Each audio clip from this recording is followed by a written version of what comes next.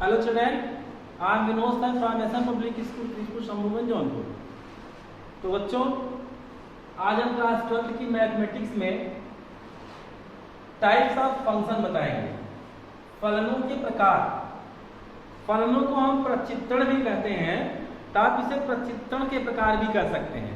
Types of फलन यानी फलन के प्रकार, फंक्शन के प्रकार या फिर प्रचित्रण के प्रकार।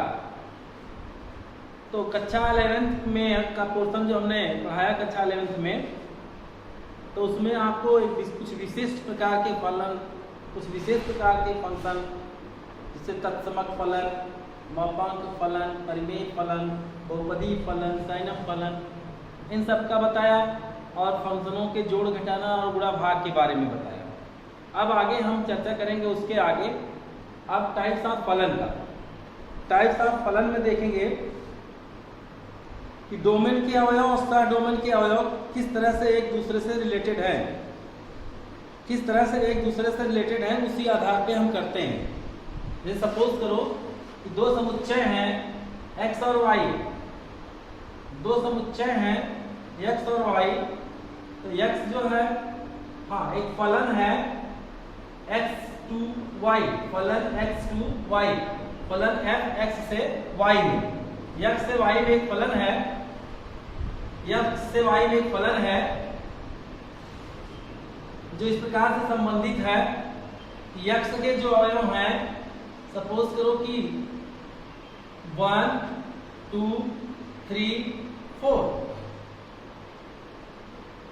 और y के जो अवयव हैं वो है a b c d। इस तरह से 1 2 3 4 x के अवयव हैं और y के अवयव हैं a b c d। अब जो फलन होने के लिए, फंक्शन होने के लिए जो कंडीशन थी कि सभी संबंध फलन नहीं होते लेकिन सभी फलन संबंध होते हैं, तो उसमें विशिष्टता थी। हमने बताया था कि जो तीर के इस तरफ है, टेल की तरफ है, इसको हम डोमेन बोलते हैं, प्रांत, और इसको बोलते हैं सह डोमेन। ये है डोमेन और ये है कोडोमेन, प्रांत और सह प्रांत। और जो जिन अवयवों का इसमें प्रतिबिंब होगा कोडोमेन में, वो उसके रेंज कहलाएंगे, परिसर कहलाएंगे। तो कंडीशन ये है, इस डोमेन का कोई भी अवयव ऐसा न रिक्त बचे जिसका कि कोई न कोई प्रतिबिंब इसमें ना हो, यानी इसके सभी अवयवों का एक अद्वितीय प्रतिबिंब इसमें होना चाहिए और इसके एक अवयव का दो प्रतिबिंब नहीं होना चाहिए।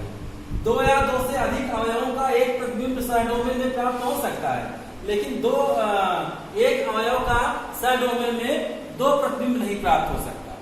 तो इस तरह से अब हम देखते हैं कि जो फंक्शन है, जो रिलेशन है, जो संबंध है, फलन है, वो कितने तरह से संबंधित है डोमेन और सह डोमेन से। उसी आधार पर हम फंक्शनों का, जो फलनों का हम वर्गीकरण करेंगे। जैसे एक हो सकता है कि इसके सभी अवयव, इसके प्रत्येक अवयवों के अलग अलग अवयवों के अलग अलग प्रतिबिंब इसमें प्राप्त हो, अलग अलग अवयवों के अलग अलग प्रतिबिंब प्राप्त हो, ऐसा भी हो सकता है। तो इसको हम कहते हैं एक प्रतिचित्रण या एक फलन कहें, एक function, one mapping, one function, या इसे फिर हम कहते हैं इंजेक्टिव, वन मैपिंग या इंजेक्टिव बोलते हैं इसे। इसमें होता क्या है कि डोमेन का प्रत्येक अवयव का सह डोमेन में एक भिन्न प्रतिबिंब प्राप्त होता है, भिन्न भिन्न प्रतिबिंब प्राप्त होते हैं। यानी ऐसा नहीं है कि दो डोमेन के दो अवयवों का एक ही प्रतिबिंब प्राप्त हो, ऐसा नहीं है। तो इसमें इसे हम कहते हैं एक वन बाई वन। डोमेन का एक अवयव का एक अद्वितीय प्रतिबिंब होगा और दूसरे का दोनों के अलग अलग हैं तो अलग अलग प्रतिबिंब होंगे। इसको हम इस तरह से भी कह सकते हैं, यदि x1 x2 belongs to x, x1 x2 belongs to x, x1 और x2 जो है वो x के अवयव हैं, x1 और x2 x के अवयव हैं, x1 is not equal to x2, x1 is not equal to x2 is implies that fx1 is not equal to fx2 is equal to fx2, यानी x1 का प्रतिबिंब fx1 और x2 का प्रतिबिंब fx2, यानी x1 और x2 अगर भिन्न भिन्न अवयव हैं x के, तो उसका जो y में प्रतिबिंब प्राप्त होगा fx1 और fx2 वो अलग अलग होगा। तब यह हो जाएगा एक है, इसी को कहेंगे 1/1, इसी को क्या कहेंगे 1/1। अन्यथा हाँ, और एक और हो जाएगा कि अगर fx1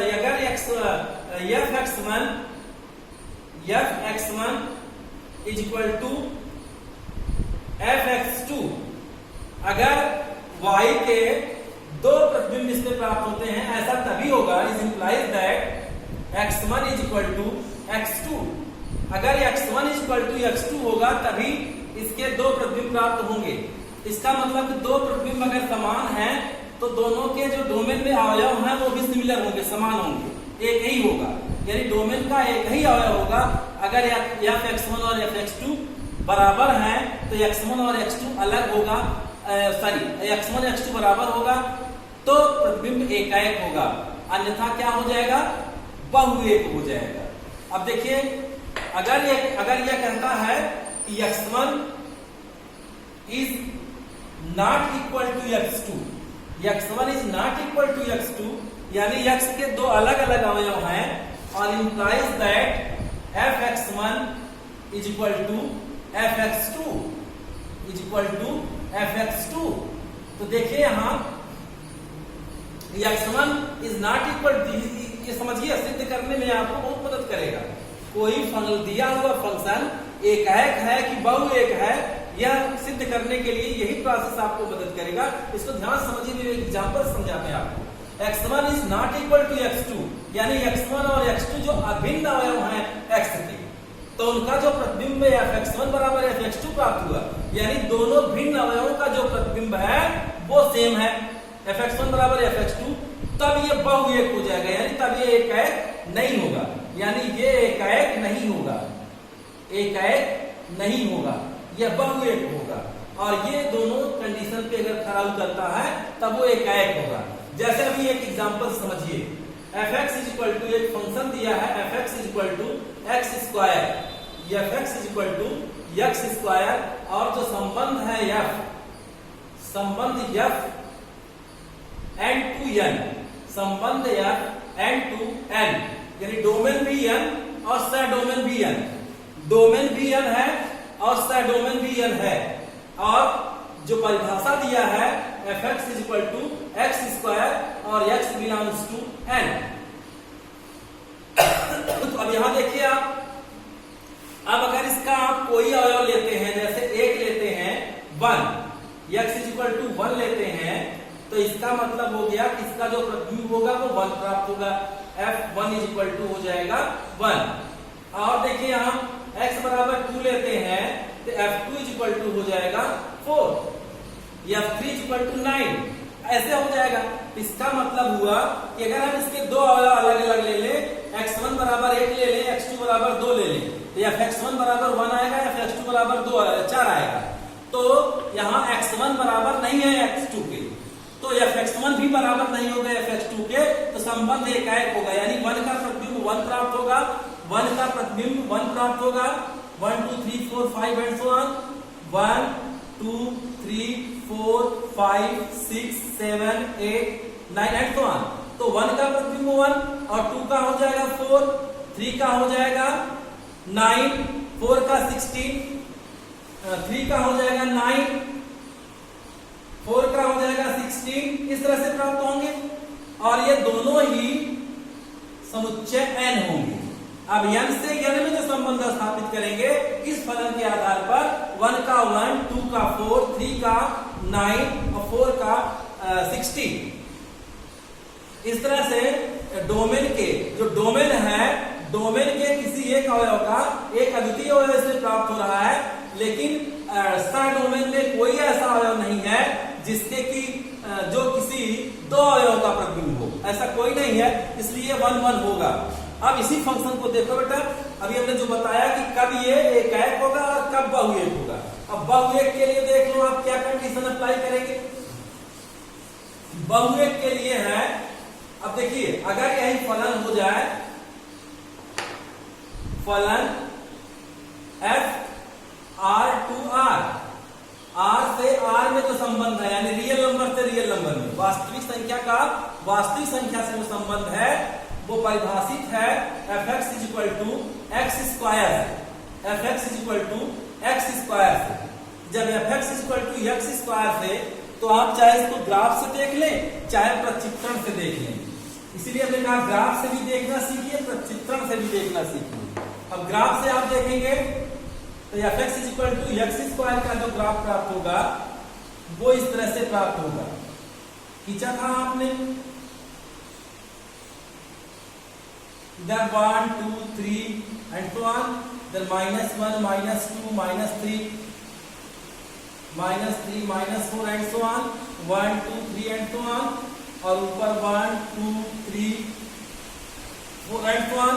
अब देखिए यहाँ 1 का जो प्रतिबिंब प्राप्त होगा वो 1 ही होगा और -1 का भी प्रतिबिंब 1 ही होगा, यानी अब यहाँ 1 और -1 दो भिन्न राशियां हैं, यानी x1 इज इक्वल टू -1 और x2 इज इक्वल टू 1 ले लिया, तो fx1 जो होगा fx1 इज इक्वल टू हो जाएगा -1 का स्क्वायर 1 होगा, और fx2 जो होगा वो क्या हो जाएगा, fx2 बराबर हो जाएगा -2 का स्क्वायर, यानी fx2 माने f1 1 का स्क्वायर भी 1, यानी fx1 is not equal to fx2, fx1 is equal to fx2, fx1 is equal to fx2 is implies that x1 is not equal to x2, तब ये क्या हो जाएगा, ये हो जाएगा बहुएक हो जाएगा, क्योंकि इसके दो अवयवों का एक प्रतिबिंब प्राप्त हुआ। अब इसको अगर हम, ये तो ग्राफिक विधि से हमने बताया, -1 का भी प्रतिबिंब 1 प्राप्त हुआ और 1 का भी प्रतिबिंब 1 प्राप्त हुआ, इसका मतलब इसके दो अवयवों का एक ही प्रतिबिंब प्राप्त हुआ। ग्राफ से भी आप इसको देख सकते हैं, और इसे आप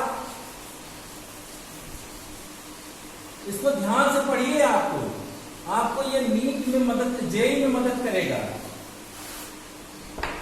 अब देखिए आप यहाँ अगर हम इसका एक समुच्चय R लेते हैं, -4 -3 -2 -1 0 1 2 3 एंड so on, और फिर यहां भी R का ले लेते हैं, तो -4 का हो जाएगा 16 और +4 का भी 16 हो जाएगा, 9 4 1 0 1 4 9 16। अब देखिए यहां अभी हमने दिखाया -1 का भी 1 आया और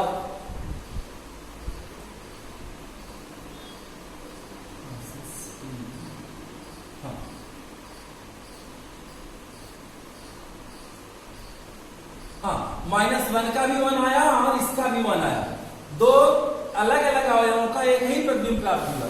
तो अगर एक ही प्रतिबिंब प्राप्त हो तो बहुएक हो गया, क्योंकि बहुएक होने के लिए केवल यही है कि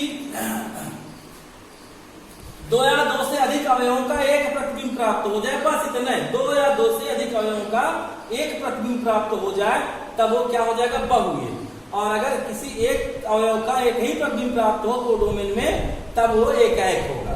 तो हम समझते हैं कि आपको एकाएक और बहुएक समझ में आ गया होगा। अब यानी कि -4 का भी 16 और 4 का भी 16 और -3 का भी 9 और 3 का भी 9।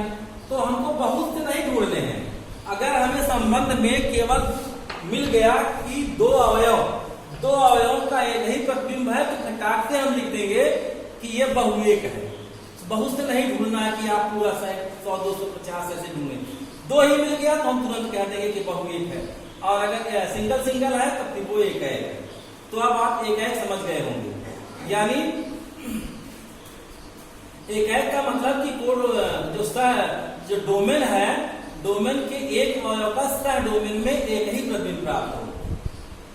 डोमेन के दो अवयवों का एक अवयव, दो या दो से अधिक अवयवों का एक प्रतिबिंब न हो, यानी एक का प्रतिबिंब एक ही प्राप्त हो। डोमेन के एक अवयव का सह डोमेन में एक अद्वितीय अवयव प्राप्त होगा, तब वो क्या हो जाएगा, एक से एक। और बहुएक का समझी गए, दो या दो से अधिक अवयवों का एक प्रतिबिंब प्राप्त हो, यानी दो अवयवों का तीर एक ही को लग जाए, तब वो बहुएक हो जाएगा। और एक अवयव का एक का तीर एक को लगे, तब वो एकाएक हो जाएगा। तीर के दाहिनी तरफ डोमेन, यानी तीर के नोक की तरफ डोमेन और सह डोमेन, और तीर के टेल की तरफ डोमेन लिखा जाएगा। ये हो गया आपका।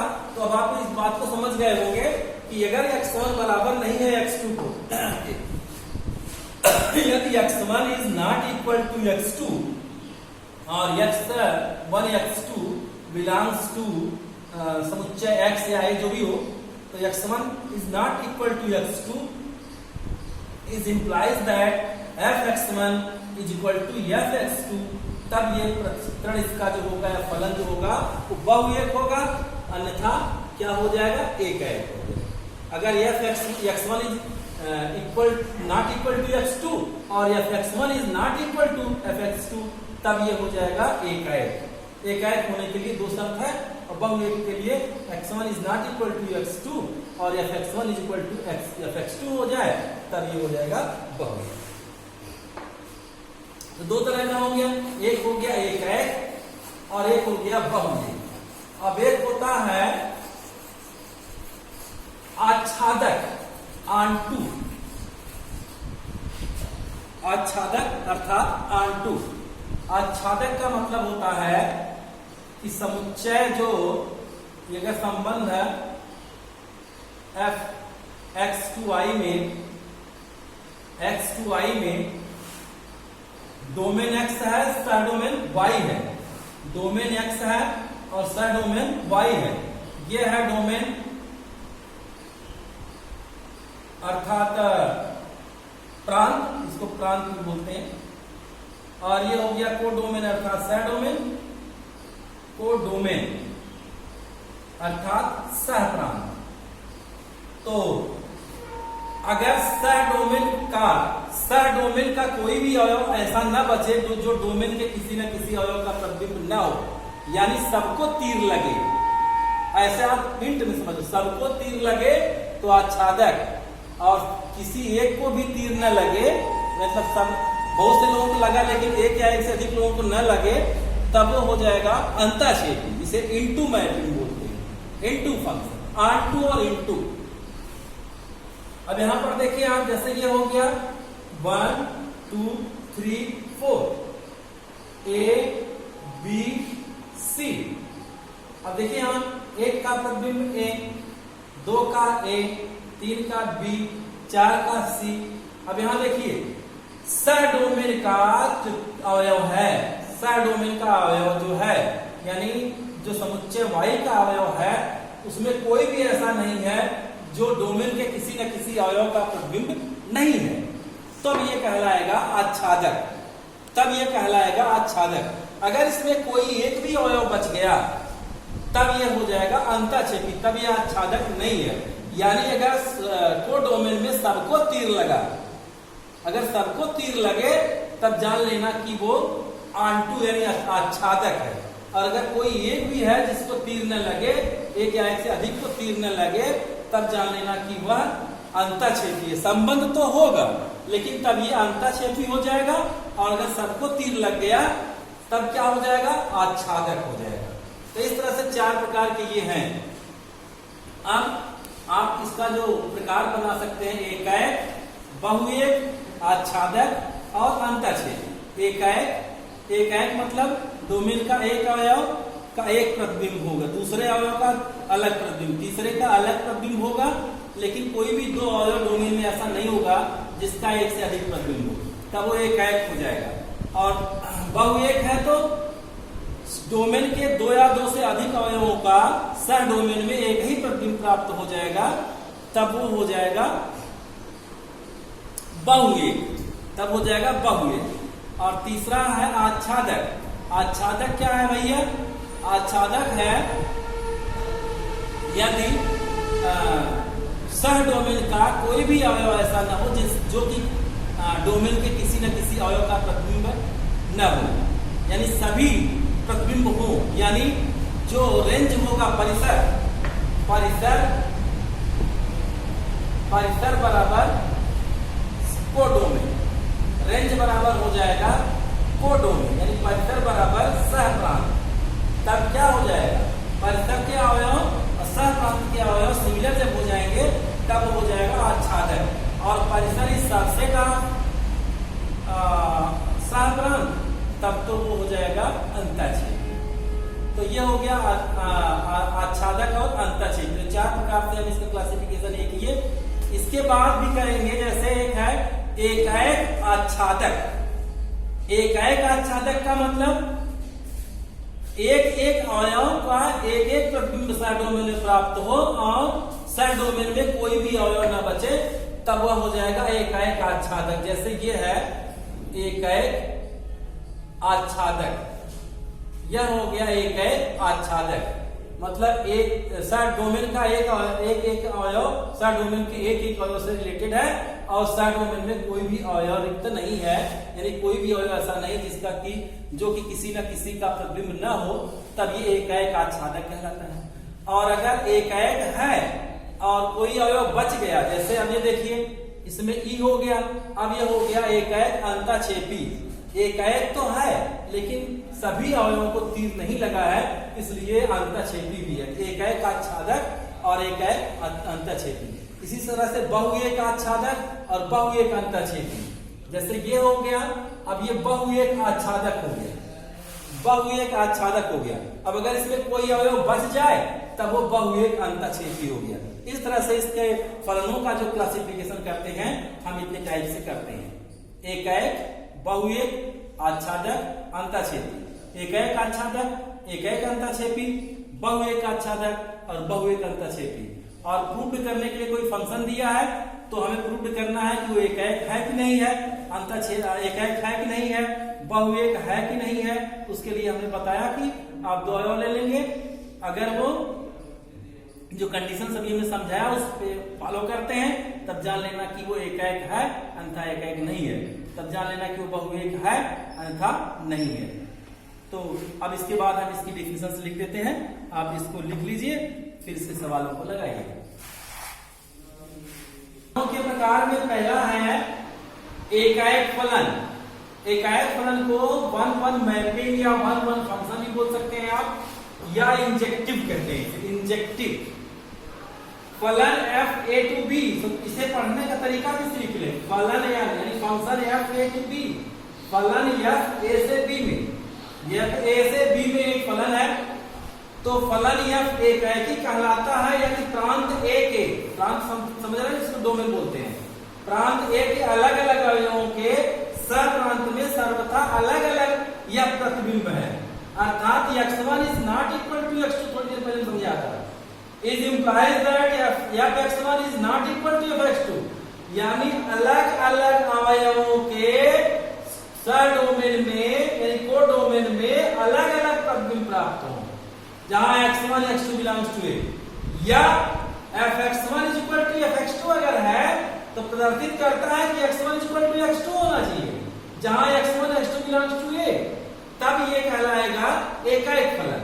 यानी ये ए है समुच्चय ए, यानी इस डोमेन का, और ये सह को डोमेन है, तो एक ए से रिलेटेड, दो बी से रिलेटेड, तीन सी से रिलेटेड, डी किसी से रिलेटेड नहीं है, जरूरी नहीं है कि ये डी मतलब इसके सभी अवयव प्रतिबिंब हो, ये जरूरी नहीं है, लेकिन इसके सभी अवयवों का इसमें अवश्य प्रतिबिंब प्राप्त होना चाहिए।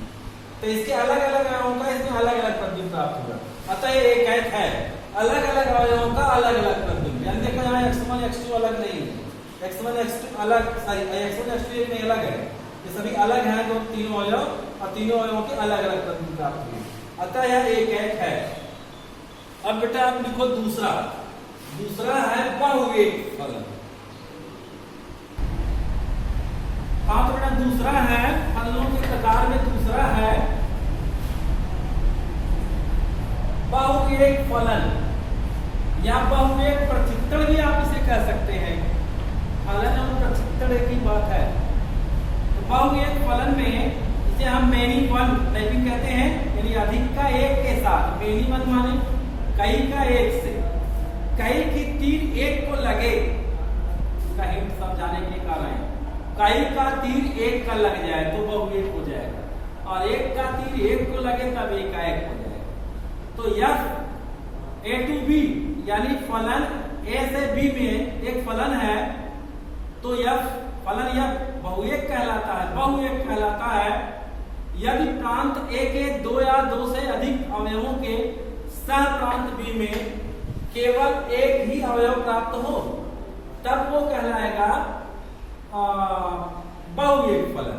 अर्थात इसको प्रतीकात्मक रूप से कहेंगे कि x1 is not equal to x2, यानी प्रांत के दो भिन्न अवयव प्रदर्शित करता है कि fx1 is equal to fx2, यानी सह प्रांत में एक ही अवयव प्राप्त हो। fx1 बराबर fx2 का मतलब सह प्रांत में इन दोनों का एक ही प्रतिबिंब प्राप्त हुआ। जहां x1 x2 belongs to a, x1 is not equal to x2 is implies that fx1 is equal to fx2, तो ये प्रतिचित्रण या ये फलन बहुएक फलन कहलाएगा। देखिए यहाँ एक का प्रतिबिंब a और दो का भी a है, तीन का b, चार का d। यहाँ दो ऐसे हैं जिसका एक ही प्रतिबिंब प्राप्त हो गया, तब ये कहलाएगा बहुएक फलन। अब ये कहलाएगा बहुएक फलन। अब इसके बाद है तीसरा है आच्छादक फलन। तीसरा है आच्छादक फलन। ऑन टू मैपिंग इसे बोलते हैं या सर्जेक्टिव भी बोलते हैं। फलन एफ ए टू बी, फलन एफ ए से बी में आच्छादक कहलाता है यदि एफ के अंतर्गत जो सह डोमेन कोडोमेन है बी के अंतर्गत बी का प्रत्येक अवयव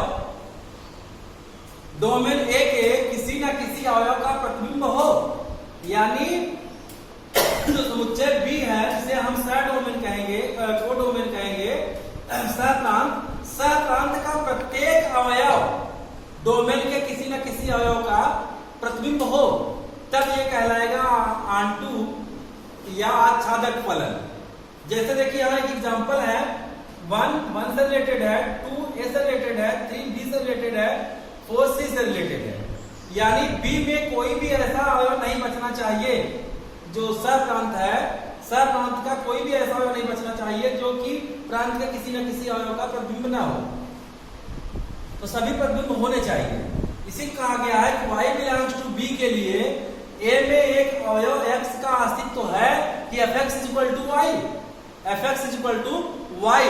यानी आप कोई भी अवयव लेंगे b का कोई भी अवयव लेंगे तो उसमें एक ऐसे अवयव का a में एक ऐसे अवयव का अस्तित्व होगा कि fx बराबर y, यानी वो b का जो अवयव होगा उसका पूर्व प्रतिबिंब a में अवश्य होगा और a का प्रतिबिंब b में अवश्य होगा।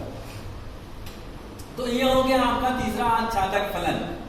तो आच्छादक फलन ये हो गया अगर सह डोमेन के प्रत्येक अवयव का सह प्रांत के प्रत्येक अवयव के लिए ए में एक ऐसा अवयव हो जिसका के प्रतिबिंब हो, तब वो आच्छादक होगा।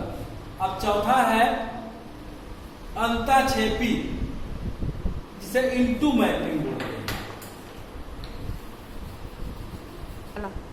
अंतःक्षेपी फलन into mapping, F A to B, फलन F A to B, A से बी में फलन अंतःक्षेपी फलन कहलाता है यदि एफ के अंतर्गत सह प्रांत बी का कम से कम एक या अधिक अवयव, चाहे मतलब कम से कम एक या अधिक चाहे जितना ऐसे होंगे जो प्रांत ए के किसी भी अवयव का यह प्रतिबिंब नहीं हो, तब वो फलन क्या कहलाएगा? अंतःक्षेपी। जैसे इसे हम सांकेतिक रूप से कह सकते हैं, अर्थात F is subset of proper subset of B, F उचित उपसमुच्चय है बी का, यानी सह प्रांत का उचित उपसमुच्चय है रेंज, परिसर। जैसे देखिए यहाँ एबीसी परिसर है और जो एबीसीडी का उपसमुच्चय है। अब यहाँ देखिए 1 का ए से, 2 का बी से, 3 का 6, इसका तो कोई नहीं बचेगा, नहीं तो फलन ही नहीं होगा। इसका देखिए यहाँ दो अवयव ऐसा बच गया जो एक एक किसी भी अवयव का प्रतिबिंब नहीं है, अतः यह अंतःक्षेपी है, अतः यह अंतःक्षेपी है। ये आप चार समझ लीजिए और बाकी आप चार बना लीजिए। चार आप खुद बनाइए, क्लास में आएंगे तो फिर उनको और डिटेल में बता देंगे।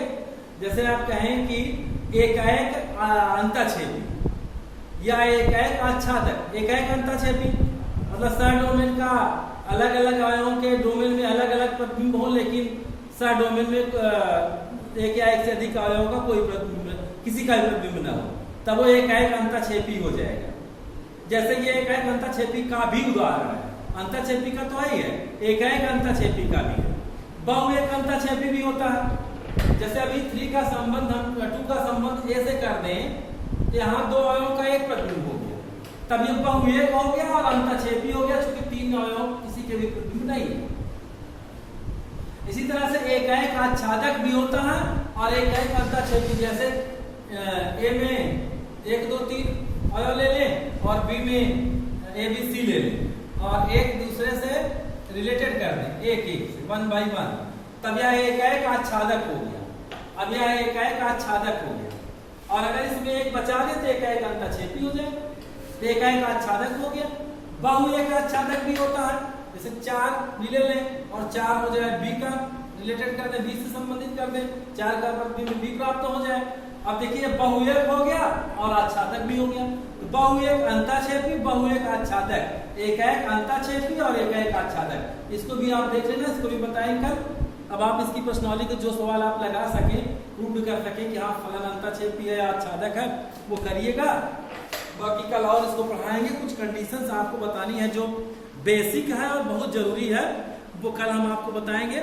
आप तब तक प्रश्नावली पर ट्राई करिए, जो नहीं है फिर हम बताएंगे, कोशिश करिए।